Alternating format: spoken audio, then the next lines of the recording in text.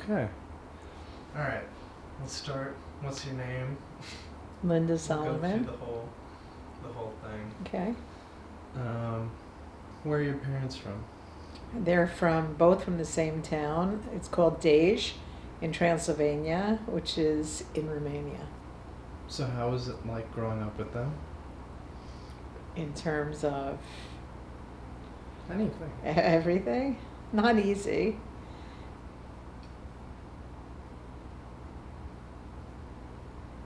I think my parents, because of what they went through in the Holocaust, were more anxious than most parents.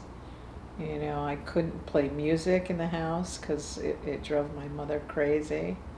And my father had terrible nightmares all the time about the Holocaust. And there were two kinds of families, the ones that talked about the Holocaust all the time and the ones that never talked about it. My family was the former. Our house was inundated with books on the Holocaust, and that was every discussion. It was such a big part of our life. In that respect, it was difficult. It's also difficult because we never wanted to upset our parents. So we could never tell them anything because we knew they went through so much. We're very conscious to minimize their anxiety. So in that respect, it was tough.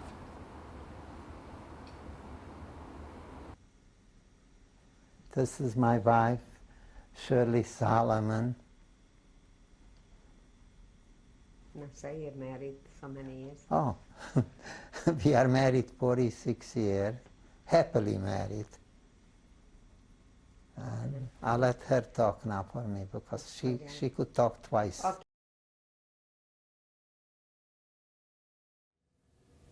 Okay. Should I continue? Yeah. Anyway, so my father always felt that he was very lucky. He always felt that he just was lucky. They were always giving money to different charities, mostly Jewish charities. A lot of them in honor of their own parents. And my father took care of his brother, took care of his brother-in-law. So it was a good man.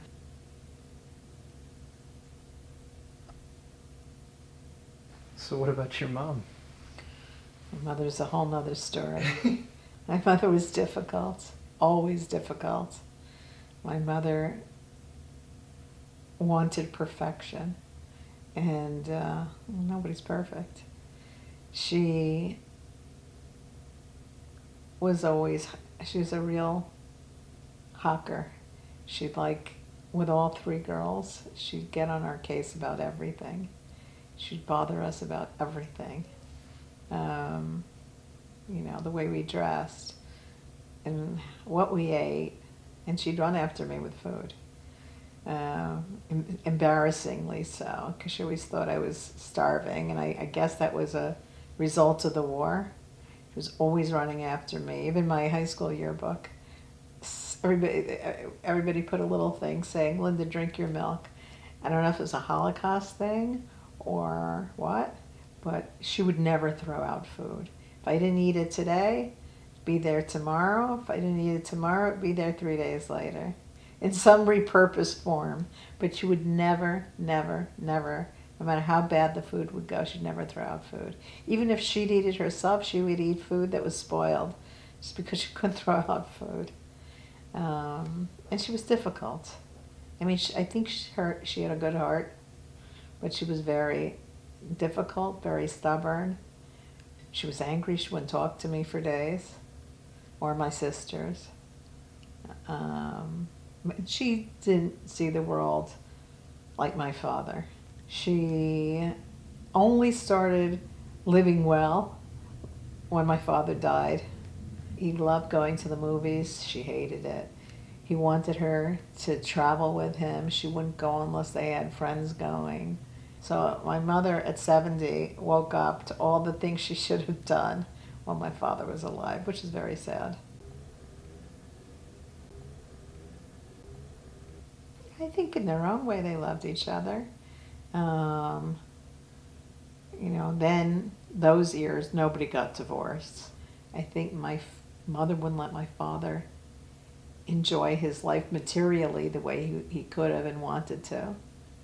If there's something that you'd be able to tell them now, what would you say? Well, to my mother, I'm sorry that you didn't let my father, you know, do the things he wanted, and maybe you could have enjoyed your life a little bit more in general. And my father, I'm sorry, he just didn't live longer to see all his grandchildren, and I think he would have enjoyed that. Okay. How was that?